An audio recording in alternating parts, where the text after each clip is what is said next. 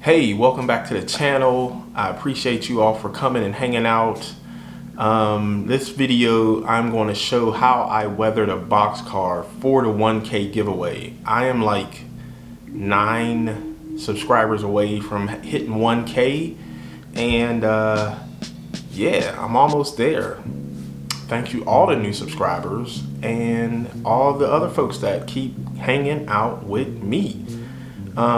If you haven't, make sure you subscribe. And yeah, let's get into the video about me weathering this boxcar.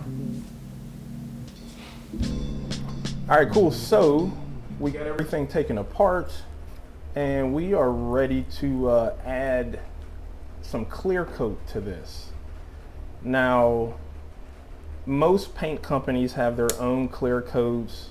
A lot of people use test stores clear coat, and test stores is, you know, the little jars of paint that we used to get when we done other model cars and stuff, and that's fine too.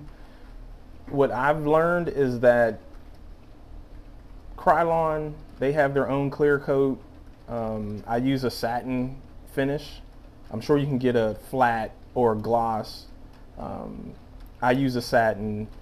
I get probably, I want to say 3 to 4 times more in here for, I can't even explain how much more I get on the cost.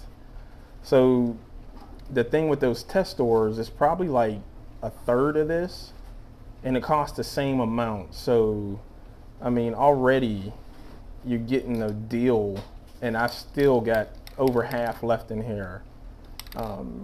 And I hit the boxcar and the trucks with this clear coat. And what clear coat is doing, it's providing a tooth for this surface, so the other paints and stuff can stick on here a lot better. Some people will clear coat it again after they've done all the weathering. I don't go that far, and you do that so you don't rub any of the weathering that you did off. I don't typically pick these back up once they're done. They sit on a layout, they sit in the yard, and then I'll do, you know, operations or something like that. But yeah, this, once I'm done, I don't redo another clear coat unless I'm selling these and I send it to someone, because then I don't know what they do with their stuff after they get it. So me personally, Krylon, super cheap. You can get it from like the big box stores, Home Depot, Walmart, or something like that. $3 or $4, last you a lifetime, and just a quick blast over it. You know, maybe 2 coats on each side, really quick. The top, bottom, front, and back, and that's pretty much it. And then we should be ready to talk about some airbrushing. Let's talk about some airbrushes real quick, though. This is a little more expensive. This is an Iwata Eclipse HPCS, and you know, you got different type of airbrushes, right? You know, you'll hear some people say, oh, it doesn't matter. Maybe those folks have not used a more expensive airbrush, because it does matter when it comes to airbrushes. I've had a Masters, which is like the Amazon go-to. I've had Badgers, I've had Pache, and I just went with a Iwata, and I am thoroughly pleased with this airbrush. I mean, it's gravity fed.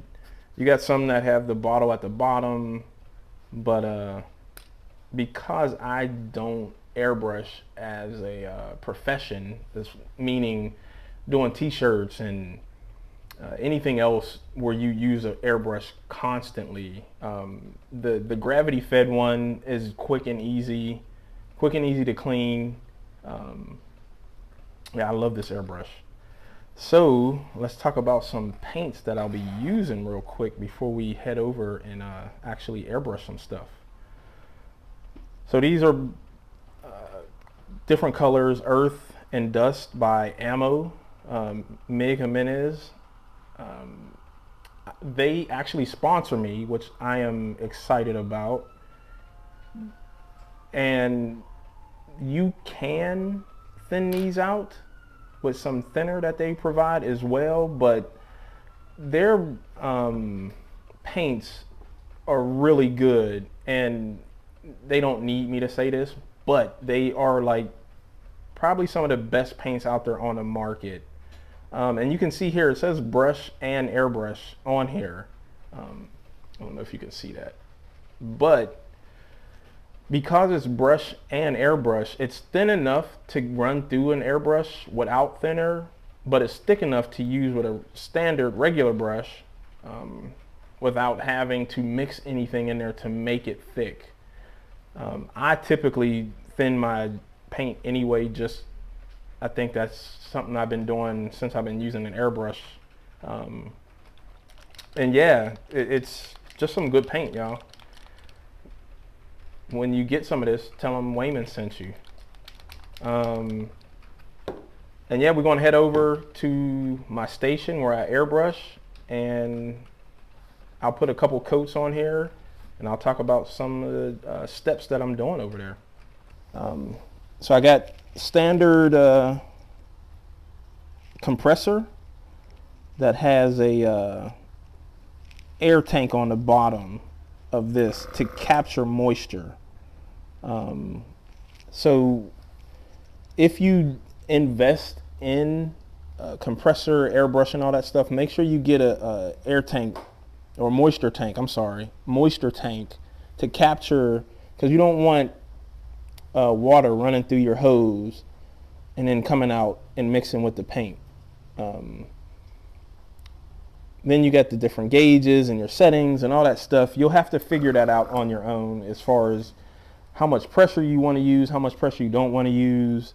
And yeah, it's pretty self-explanatory. I know people are very fearful of airbrushing, but one, the effects you can get and quicker than just standard brush work and stuff like that. The brush is probably by far one of my favorite tools to use. I also got a Iwata air pot, and you kind of just stick your airbrush in here when you're ready to clean it or switch colors, and then you can keep the overspray when you're cleaning it. Everything goes in here, which is really cool. I got my paints here, and so I have made my own thinner, and I made my own airbrush cleaner too.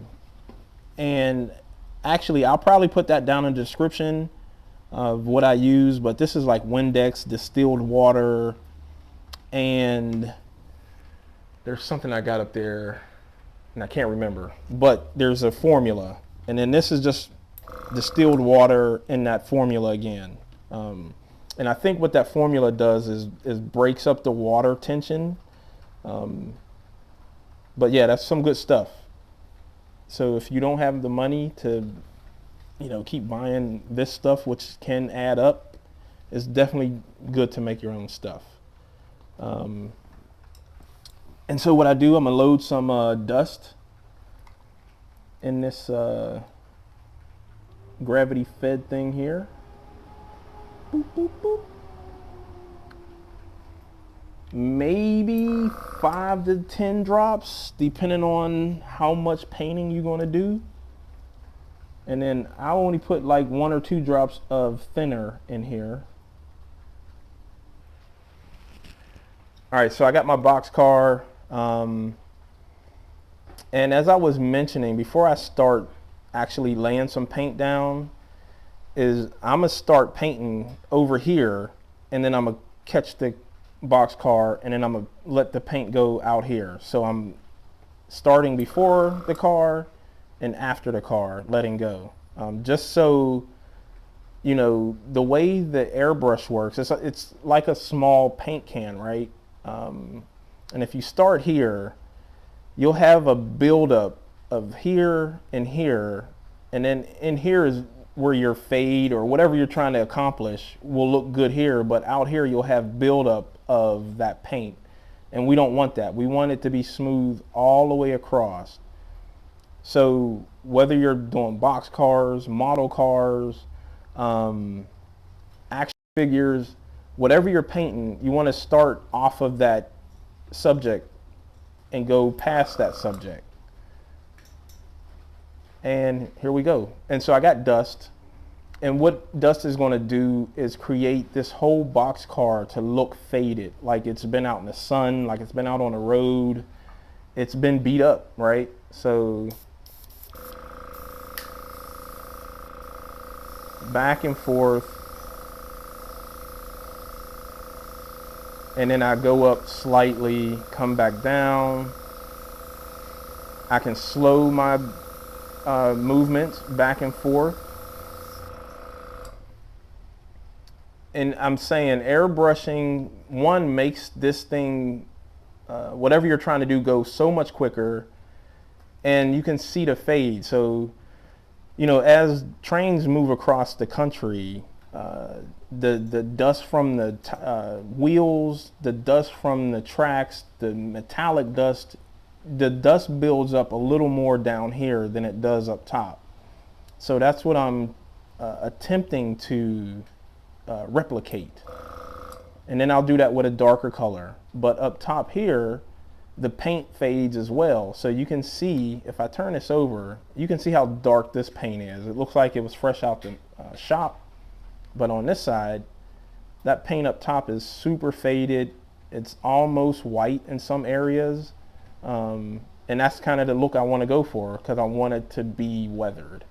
I'll flip it over, and then we'll start this side here.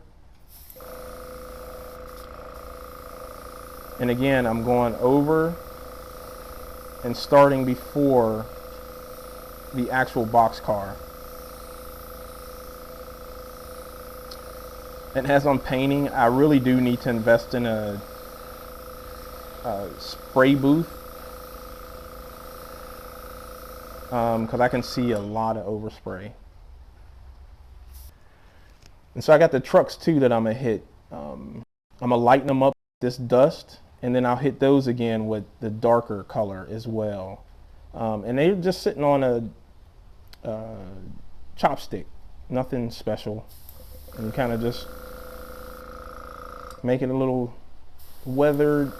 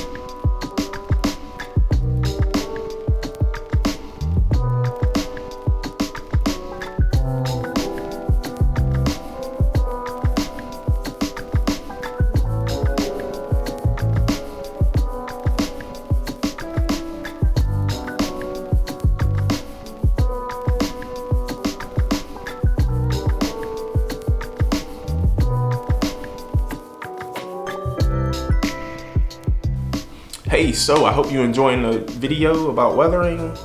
We talked a little bit about some airbrushing and stuff, and now this part is going to be more of the actual weathering process. There is a part that we missed from the beginning part of the weathering, but I think you'll still get the gist of it. So let's get back to the video. All right, cool. So we left off with adding some little dark spots here and there to give the appearance that, you know, some paint has chipped right in here, and that rust has pulled down. Now, and I'm just focusing on this side here. Like I said, I'll do the same stuff over here and on the other sides, but right now we just want to focus on this little section and get some good results here. What also ammo has is these things called pigments, and it's powders. And there's another good company that makes these. I can't think of it right now. If I do, I'll just blurt it out. But ammo makes some really good pigments, and they're powders. I've seen people do and use powders in ways that I didn't even think you were supposed to use powders, but the results came out dope, right? But I'm gonna just use them straight out the bottle, and I'm gonna just hit under here and maybe pull it down just a bit, because this is all dry now. And what I am doing here is showing that dust and grime like actually live up here. So one, you know, you're helping push and show like a shadow under here, but also dirt and little bugs and all type of stuff live up in here, and that's kind of what you're showing. And then I'm gonna pull it down just a bit on each side too, and that's what you want to show. You want to show some life, even though it looks like the boxcar is dying of rust and a slow death. You want to show you want to show that death, if you will. Poor boxcar. He just but yeah, I like that right there. Y'all see that? And that's just very light powders, right? You don't want to go too... Powders is that one thing you can't take back. If I want to go in here and try and get rid of some of that powders, I would need a clean brush, and hopefully some of that thinner will get rid of it. But now that thinner is going to interact with everything else that's already laid in here. So powders is like that last extra little oomph of detail you want to add to it, but you want to add that stuff as light as possible. It's always easier to go back in and add more versus add too much and then try and take away. So that's the goal with powders. Very little. Powders go a long way too, and it'll go so long. I mean, you can have powders last for years even if you use them on a regular basis. Powders add shadows to things. It's just a good medium if it's used correctly.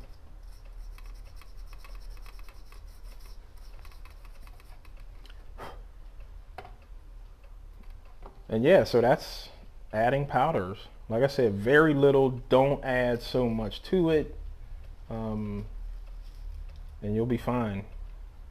If not, you're gonna have to get and try your best to get some of that stuff out of there, and that's not what we're going for this time. So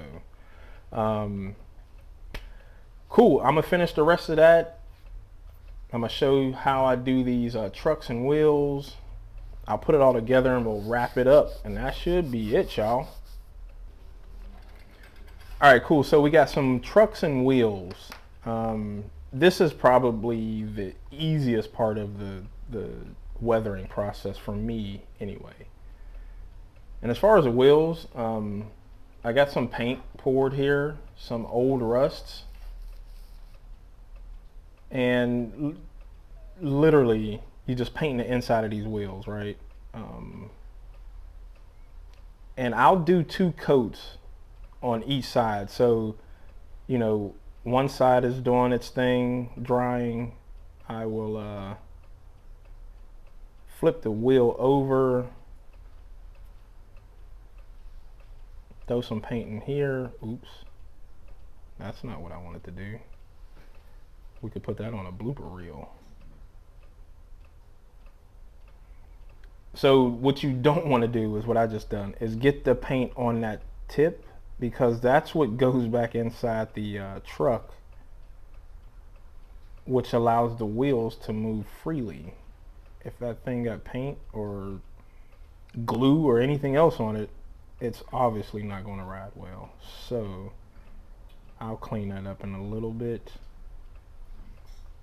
But yes, I'm just taking my paintbrush, dipping it in the paint, and painting inside the wheel well. What I want to show you too real quick is these trucks. So I'm going to take some more rust.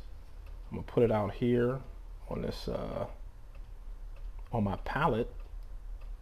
And I use anything for a palette, to be honest. I have those plastic ones you can get from like Michael's or whatever, but instead of trying to dig all that stuff up, if I got some plastic laying around, it's a palette. If I got a paper plate laying around, it becomes a palette. Everything can be palletized. So I'm gonna focus more on these little springs inside of here. And again, I'm gonna do the same thing in what I kind of did with the boxcar, right? The springs are very rusty if you look at some of the cars. There's some sections here that are connected to each other or welded to each other. And I'll just put a dab of oil where I see or think rust should start accumulating. Also looking at my reference. Then I'll grab my brush. And for this, I only want a little bit of fade to happen. So I won't load that brush as much with thinner, because I don't want it to thin out too much. I want you to be able to tell that there's some rust happening. Because if I put a lot of thinner on here, it's going to fade some of that oil away and blend it too good into this other paint that I have on here. So I want it to look almost spotty, rusty, if you will.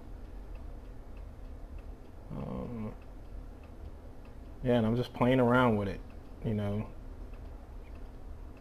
Looking at the reference, pulling some out if I need to. If I say pulling it out, I want it to be dark here and then it fades to a pull out here. So, you know, it's like airbrushing or painting or whatever. I want a fade of a nice gradient, if you will.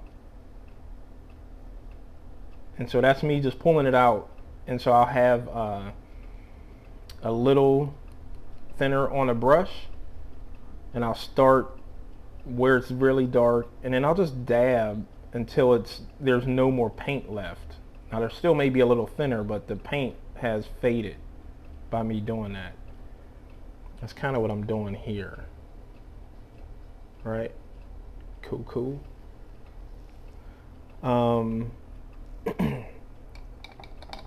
If I wanted to fade more, I just put more thinner on my brush. That might have been too much. Nah, that's cool. But then again, I like accidents, so I'm not too upset if it was too much. I can always just go back in with these oils and make it work. And then I'm gonna do the same as I've done with the boxcar, right? I'll go back in with some darker little paint here and there. And that'll give me some depth, because, you know, I spray painted it with the dark rust. I went back over it with light rust, and so now we got fades and stuff happening. Now I want some dark and deep color. So I may even mix that dark rust with black to get a really nice texture and blend happening in there. And here it is, the finished weathered boxcar. I think it came out pretty nice. And hopefully someone will get this boxcar. But you have to be subscribed in order to win. And we are almost at 1K. Again, probably by the time this video gets edited and posted, I'll probably have hit 1K and I'll do another video on the winner. We'll do a digital rolly wheel thing or whatever. Something easy that I could just dump the email names in there and then I'll let the computer pick one. But yeah, you gotta subscribe. Again, hit the bell, subscribe button, all that stuff to get notifications. And I'd like to thank all my Patreon supporters on the other side of the internet. Yeah, link down below as well. If you want to support that way, you can. Everybody gets stickers when they support me on Patreon. Free stickers for everyone. Yay! And there's some other tiers out there too, you know, in case you are not fully into model railroading or just models in general. There's other stuff you can get that for the different tiers. But yeah, I think that's it, y'all. Check out this video up here of how I weather HO scale model buildings. Yeah, check it out up there. It's pretty cool. And yeah, I'll see you on the next video.